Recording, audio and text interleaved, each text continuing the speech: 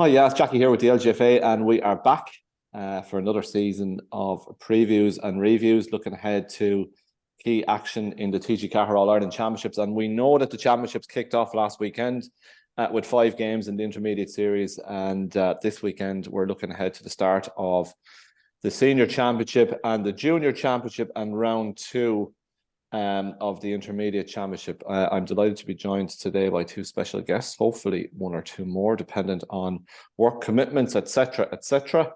Caoimhe Marley Morgan from Armagh is top left-hand side of my screen, and Michelle Ryan from Waterford, bottom of my screen. 2 ladies who have been in there in the heat of battle on many occasions and for many years. And ladies, good to see you. How are things?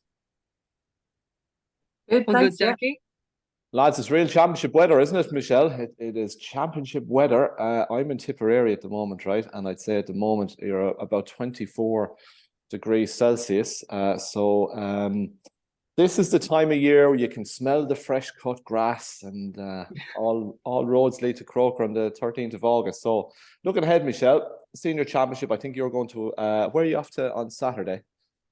Parnell Park for the double header. Well, we're broadcasting a double header, but the Dublin Kerry game is taking place in Parnell Park, and we're also covering the Cork Galway match, which is in Pearse Stadium. Yeah, 2 savage games to get it all underway, Michelle.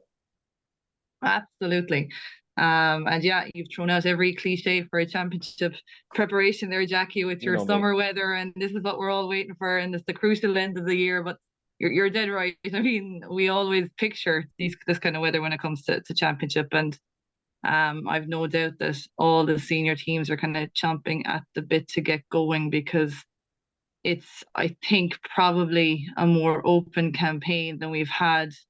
That maybe we were anticipating at the start of the year, and there's been so many mixed emotions throughout the league, and a kind of a real strange mix of results. And then you would have thought that form would continue into provincial championships for some teams, and it didn't at all.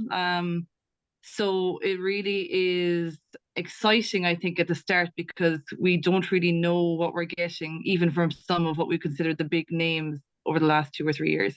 Yeah, it's been a real kind of a roller coaster of a season. I suppose maybe rewind back to after the Division 1 league final, and you'd be thinking yourself that Kerry are red hot. Well, maybe not red hot favourites to win the Senior Championship, but then, you know, Cork beat them in the Munster final, and Cork drew with them in the round robin stages of the Munster Championship, and Cork also beat them in the National League as well. So I mean, is this a resurgent Cork we're looking at? We'll probably find out a bit more on Saturday evening. Folks, Dublin Kerry, then I think that's a really interesting game. Are Dublin back, you know, or are we kind of gauging Dublin on what they did against Meath, and maybe Meath in a little bit of a, I don't know what seems to be going on there, but they've obviously changed management there in recent times. And then, Caoimhe, I was looking at the Donegal Armagh Ulster final, and to be honest with you, I couldn't believe the result. Bearing, you know, if you were taking a form line, it's just a strict line of form. Obviously, the 2 teams, Donegal and Armagh, had met in the round robin stages. Armagh had won that. Armagh won the Division 2 title. And then it's Donegal against Waterford, your own Waterford, Michelle. So these 4 games on Saturday are really interesting. Caoimhe, Laois Armagh is obviously a repeat of that Division 2 final, and Armagh were comfortable enough winners on the day. But Laois on home soil, this will be a dangerous game for Armagh, I would suggest. Yeah, I suppose Armagh are still hurting from the Donegal game. And when we talk about the Donegal game, you know, a lot of people, you know, thought Armagh would walk away with that. And I suppose when you look at the 2 previous Ulster finals, you know, it was always very close encounters. And I suppose complacency kind of crept in. And no matter how much you talk about it in a squad, do not get complacent. You know, they will be good, they'll be up for it, all of that kind of stuff. It's very hard as a squad not to sometimes get caught up in that. I know Armagh are hurting from it. Laois, yes, look, played them in the league as well. And I mean, Laois set up very, very well against Armagh. They try to set up like kind of a Donegal defensive setup, and Armagh can struggle sometimes with that. I hope they've learned an awful lot from the Donegal game, but it's hard to go away from home as well. You know, Laois will be very, very up for it. They have quality players, and they have a really good system of play. When they play them in the athletic grounds in the league, they all stick to task. And it's very hard to break that kind of system down. And that's what Donegal did to Armagh in the Ulster final. You know, Maxi Curran is a masterful tactician. And Armagh will have to then look at maybe a different kind of option or gameplay to try and break down this defensive system that teams seem to be playing against them. Meath did it to them a few years ago as well in Clonus. So it'll be a good game because Laois will have really nothing to fear. They'll be going out to try and prove that they are up and coming and they can sustain some kind of form in terms of producing and sticking to the game plan. So Armagh will have it all to do as well. Yeah, they've learned a bit. Just to ask a quick question there, like, because I think, like Jackie was saying, those of us observing were, I suppose, fully expecting Armagh based on the run of form of Donegal. Do you know, and to your mind, was it Armagh were a little bit below par, or did Donegal really improve? Because I mean, we had an unseen result in the middle of the league where, you know, Donegal only scored a point against Cork scoring 5-11, and you know, all these questions about what's happening. Were Donegal noticeably improved, better ranks, or what was it? Well, they got a couple of players back, which kind of boosted the squad. I know Donegal had been on a training weekend the weekend before, and it was very successful. And as I've said, like, Maxi is fantastic at being able to combat teams and how to pick out good players and how to nullify players. So his tactics were fantastic. Donegal were very fit as well. They adopted that Meath kind of style where, you know, they just retreated, got back into that defensive line, and Armagh couldn't really break it down. They seemed a bit flat. They couldn't like break that defensive line, and you know, Donegal kept grinding it out. Like when I was at the match, I kind of thought, no, Armagh will pull away here. I kept expecting that they would pull away, and it just didn't happen. And Donegal's fitness seemed to just keep them grinding and keep them going. And like I was going to the match fully expecting that, you know, Armagh would walk away with it. But you know, getting Hegarty back was a big plus for them. And I mean, the girl in full back, she was unbelievable. Seemingly she had played soccer, and she'd only really taken up Gaelic football in the past year or so. Absolutely loves it. Says she loves the community element of the whole thing, and she just played like a girl that was just totally enjoying her football. So you know, whereas I had been saying, is like you, Michelle, going through the year, you know, Donegal are like in a Monaghan situation. They need to rebuild. There's a whole load of, you know, stuff needs to happen there. I don't know, it seemed to click at the right time. Like I kind of take these portions, like the league is a portion, you know, your provincial championship, and now we're into a new portion altogether. And it's what team clicks best at what time, it seems to be at the minute. And Donegal just clicked that day. Yeah, it was and they have a tendency to do that from time to time, don't they? You know, I mean, Nadine was on last year before one of their matches and couldn't see them getting a result, and hey presto they did. And I think she was on Game On there recently as well, kind of maybe meekly apologising for writing them off again. But I mean, when you look at it, you couldn't blame her, like, you know, on that form of or that line of results. So interesting. You know, and now you're in a situation where you're looking at the group stages and you're saying, you're like, before this, you know, I would have been trying to pick who's going to go into what group and what's going to happen, you know, and I'd have been writing Donegal off, and now I'm just like, you know what, a powerful win like that can do so much for a squad, so you don't know what's going to happen. Whereas now I would say that group is probably the most appetizing group, really. You know, you have Donegal, Meath and Waterford. People, as we said, were maybe expecting Armagh to be in that group being Ulster champions. You know, All-Ireland champions were going to finish second in their province. That wasn't a guarantee, you know. So, and Waterford, interestingly enough, won 3 games in the league. 2 of those games that they won were against Donegal and Meath. So they're going into that group knowing that they've beaten those teams in the last 3 or 4 months, which means the belief should be there. You know, they know that they can do it. But I suppose we just don't know what we're getting from any of them, really. You know, and that's the question. It really, to me, is the most appetizing group, because I think there's a little bit more unknown in there, more so maybe than the other groups. You could see even in the launch of the championship, you know, when the players were chatting in the re-interviews and things, that Catherine Sullivan said, it's really wide open. And I do believe that all these players really feel this right now. So it's a real recipe for, you know, gosh, only knows what's going to happen. Bring it on. So we have Group 1 is Mayo, Armagh and Laois. Group 2 is Donegal, Meath and Waterford. Group 3 is Dublin, Kerry and Cavan. And Group 4 is Cork, Galway and Tipperary. So in that Group 2, Donegal, Meath and Waterford, Michelle, Waterford will quietly fancy their chances there, won't they? I mean, will they? Yeah, I think they will. I think they will. And like I said, it's because they've had recent success against those 2 teams. And Waterford were the team at the start of the league that everyone was maybe expecting to be relegated. And to some maybe... Mea culpa, sorry. You were among the many, don't worry. But But I like, and they put some decent performances together. They drew with Cork as well. They lost to Kerry by a point. So there's definitely the belief in that. They'll be disappointed with some of their Munster Championship games. Absolutely. And that's the thing. Do you know what I mean? The closer we're getting to Championship, maybe their form has slipped off a little bit. But there is definitely some positives to take. I mean, they're going up to Donegal again. It's a matter of believing, and they've been very, very good defensively. The only issue I would say is that Megan Dunford obviously has suffered a very serious injury at full. She's our full back, which has meant Emma Murray has had to slot deeper back into defence. And Emma Murray is an excellent player. She's an excellent defender. You give her a job and she's going to do it. But one of her biggest assets for Waterford is covering every blade of grass and driving up the field. And even from centre back during the league, she was scoring a few points a game because she has that penetrative run that supports the likes of Kellyanne Hogan, Breege McMaw, and Laura McGregor up front, because attacking threat is not something we've had, really, to be honest. And I was looking back over the scores over the league, and Waterford were hitting roughly around the 1-9 or 2-9 target. And if they weren't reaching that 1-9, they weren't winning those matches. So to my mind, they're going to need to aim a little bit higher than that come Championship. This is, as you said, ground is harder, ball is going to travel a bit faster, teams are going to be fitter. Caoimhe has already noticed a noticeable improvement in the fitness of Donegal. So the question there is was their league really with a focus on Championship, and they're coming right at the really right time? So look, they're banana skins, but there's no reason why Waterford can't believe that they can win these matches. And I think it's more a case of the application rather than the capability. So it's the top of each group. So the group winners get a home quarter final, which I think is a nice carrot, right? Nice reward for that, right? And then there will be a draw to decide the teams that play them. Same for the intermediate championship, and then in the junior we go straight to semi-finals, top of one group against second in the other, and vice versa. So I'm going to look now for a little social media teaser stroke clip. So I'm going to ask you. Wouldn't be like it, Jackie. Not at all. Is it Mystic Meg, Mystic Michelle? Here we go. You've guessed it. You've guessed it. No. That only comes at the end of the group stage.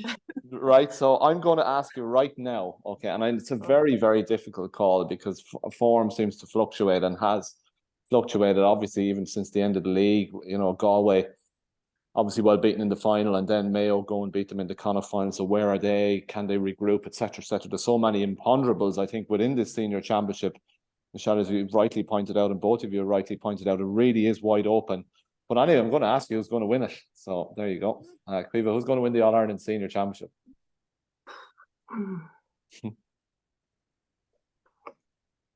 That's a really hard one. I've only circled who I think is going to come out of the groups at this stage, Jackie. Right, go on, go with that. So who's going to come out of the groups, and then who's going to win it? Right, okay. So Group A, Mayo and Armagh. Right. Group B, Donegal and Meath. Group C, Dublin and Kerry. And Group D, Cork and Galway. Okay. And who's going to win it then? I'm going to go Kerry. Right. Okay, you haven't sat on the fence anyway. Michelle, you're definitely not one to sit on the fence, so let's be having it. And you've been scarily accurate with some of your predictions in recent times, so let's be having I'm heading to the bookies after this, so I am. Generally, these predictions come after I've seen a bit of form. With regard to the groups, I would agree. We're talking Mayo and Armagh for me in Group A. I'll skip Group B for a second. C, Dublin, Kerry. D, Cork, Galway. I'm fine. I do think that group's going to be interesting, though. I still expect Cork and Galway to come out, but Galway were much below par in the league final against Kerry, and how they've regrouped since then is going to be really, really important. Whereas Cork have really been coming true to form, especially in the Munster campaign, and I think they're going to be a bit further out in the championship than maybe they have been the last number of years. With regards to Group B, I'm going to go with Meath and Waterford, because I do think Waterford have reached, since we qualified as back up to senior, the start of 2016, after 2015 intermediate championship, we've reached a number of quarterfinals. So a quarterfinal should be a minimum expectation and aim for us. And I don't see why we can't replicate what we've done in the last number of months. So I'm going to be ambitious, support them, and I think they can do it. As to who's going to win overall, and I was asked this for local radio yesterday by Jackie, and I told him come back to me after I've seen a few games. But I have a sneaking suspicion we're going to see Dublin and Cork return to the strength that they were a few years ago. Okay. If you'd asked me before the Munster Championship, I would have said Kerry. I really fully believed that Kerry's performances in the league were sublime. I think they've hit a little bit of a rush. I know Siofra O'Shea suffered a bad injury, but I'm going to put my faith back in them because I think, to be honest, I think there is still something more in them, and I think they can go one step further this year. Okay, so 2 for Kerry. 2 for Kerry. Interesting. Okay, we'll see how it I turns.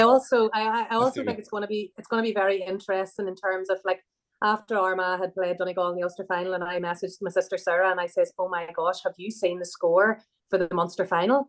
Like, you know, you're looking at teams that are playing so ultra defensive, and then I just said, oh my God, look at that, where they're just scoring for fun, and, you know, the emphasis is on getting quality scores, and I'm not saying less tactical, but back to the way ladies football would have thrived with open football, you know, and an emphasis on, you know, good tackling, you know, marking woman for woman, and quality score taken. So, like, I'm loving seeing that coming more to the fore, probably with maybe more the southern teams. And I think, you know, there's quality forwards in there with those, you know, those Kerry, those Cork and Dublin teams. So it's going to be very interesting. But I agree with you, Michelle. I think Cork are definitely on an upward spiral, and, you know, they've been working quietly behind the scenes, and it's starting to come to fruition. So they will be one to watch too.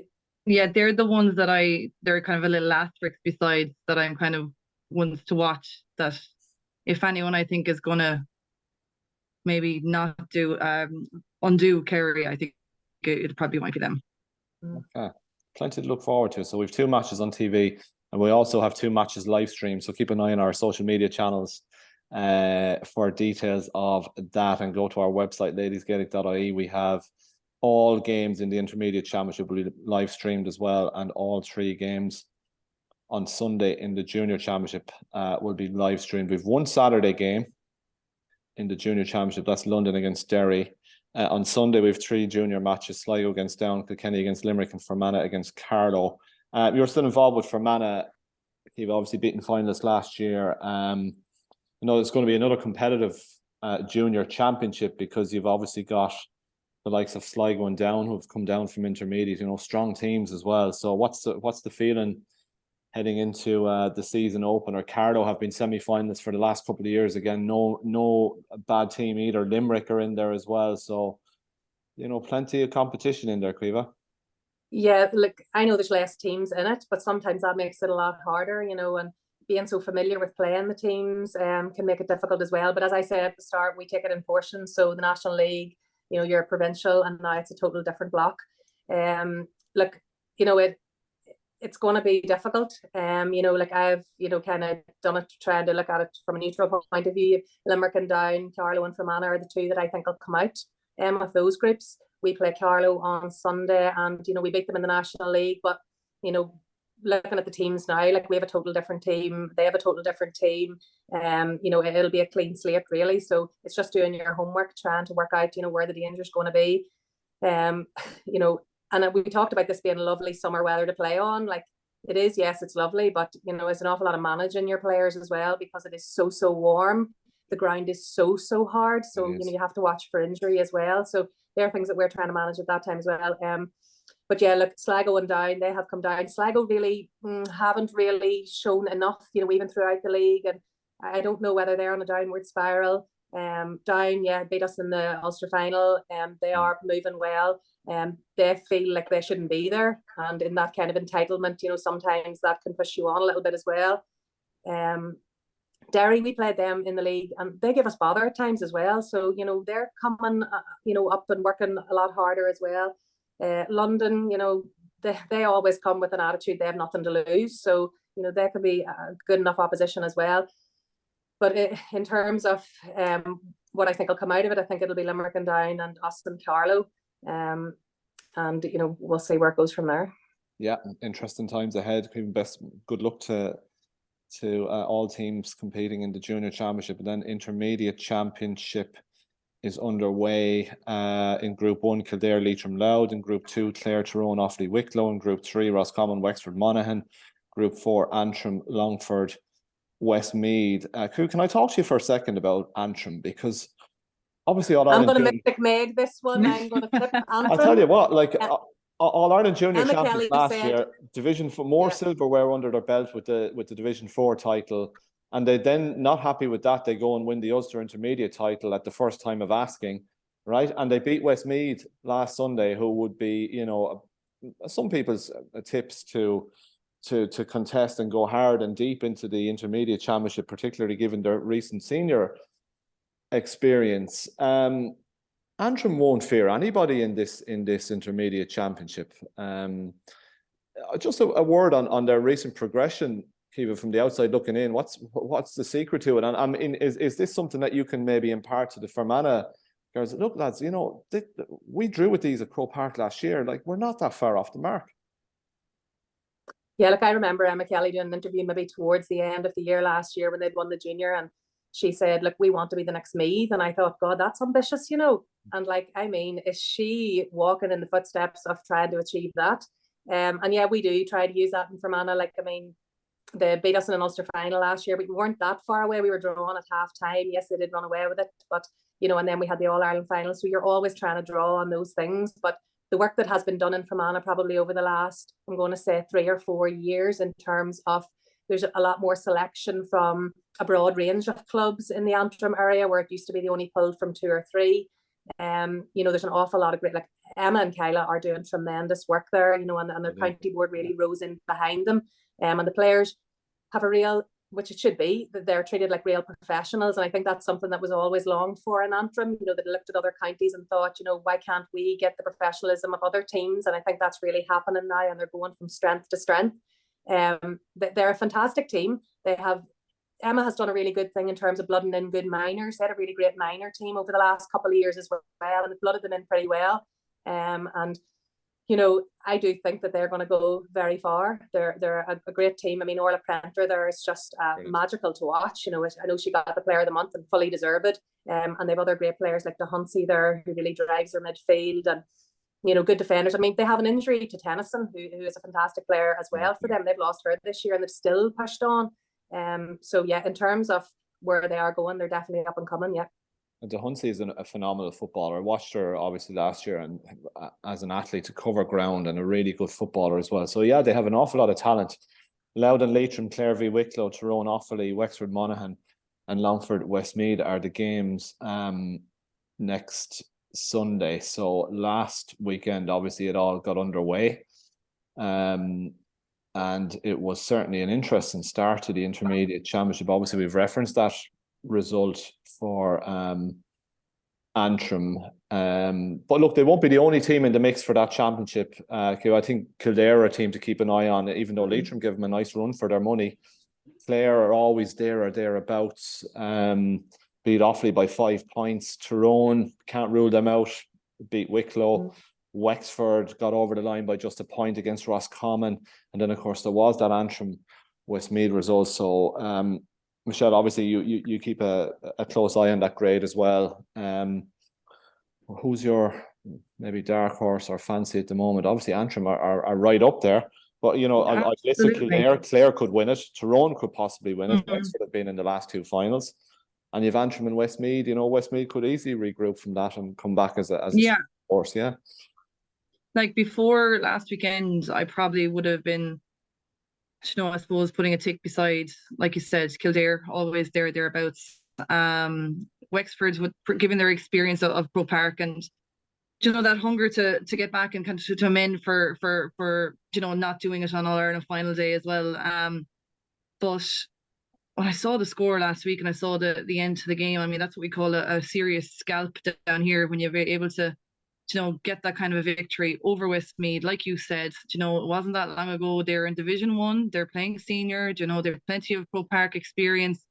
And it's what every team who progresses up a grade hopes, that you can, you take a seat at the table and keep it and further develop. So I think, you know, they're the ones that I suppose the accomplished and the established intermediate team over the last number of years, they're going to be looking at Antrim now with skepticism, and they're going to be maybe a little bit afraid because they're bringing a little bit of unknown here, because they're all very used to playing each other in the intermediate grade. That's the thing, and it is so incredibly competitive. So I think, like, now I would have a tick beside them as well, because I think they are going to be right in the mix, and they've had a good bit of hurt down in junior for a number of years, and it seems to have just brought them all together, and the development is continuing. It's not that just they're happy to be up in intermediate now, like we've said, they're aiming higher than that.